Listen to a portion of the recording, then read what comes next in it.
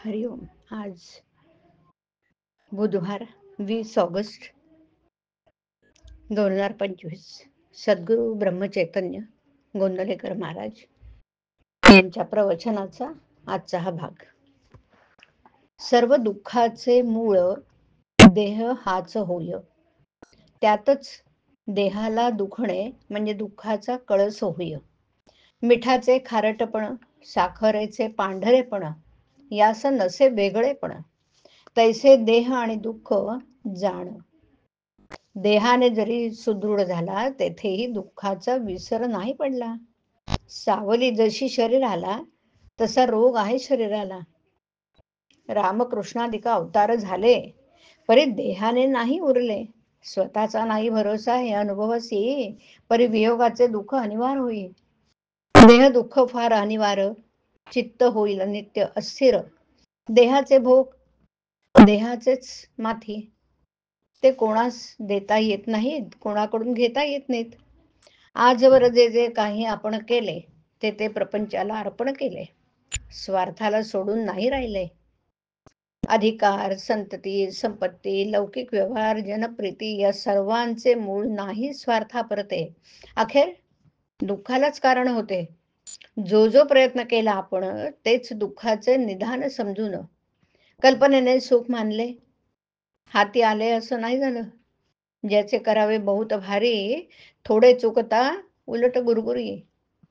ऐसे स्वार्थपूर्ण आहे जन, हे ओळखून वागावे आपण. प्रपंचात आसक्ती ठेवणे म्हणजे जणू अग्नीला कवटाळणे. म्हणून आजवर खटाटोप बहुत केला, परी कामाला नाही आला. विषयातून शोधून काढले काही, दुःखाशिवाय दुसरे निघणारच नाही. म्हणून प्रपंचाने सुखी झाला, ऐसा न कोणी ऐकेला वा देखिला. ज्याची धरा विकास, त्याचे बनावे लागते दास. दास विषयाचा झाला, तो सुखा समाधानाला आचवला. दास विषयाचा झाला, तो सुख समाधानाला आचवला. ज्या रोपट्यास घालावे खत पाणी, त्याचेच फळ आपण घेई.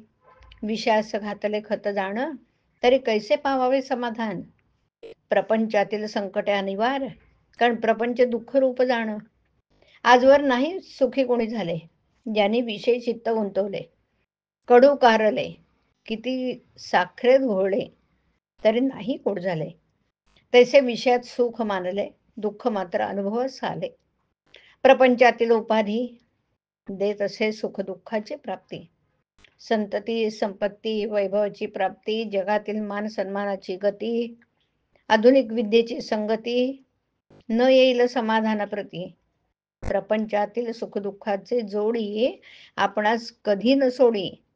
नावातच जो राहिला, नावापरता आठव नाही ज्याला, परमात्मा तारतो त्याला, हाच तो राणींचा दाखला. नका करू आटाआटी, राम ठेवावा कंठी. हरिओम. हरिओम तत्सत. हरिओम.